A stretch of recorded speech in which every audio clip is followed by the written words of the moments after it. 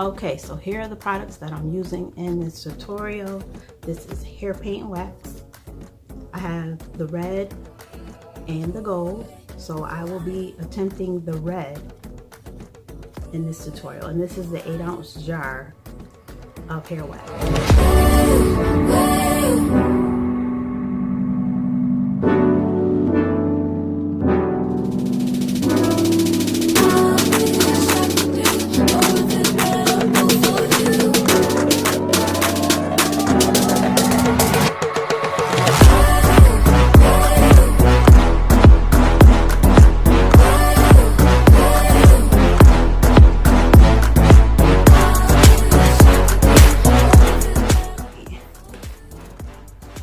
So this is what the hair paint wax looks like when you open it. It smells pretty good. So consistency, it is not too thin, not too thick, but it does stain easily. So be very careful about your surfaces. So this is what it looks like.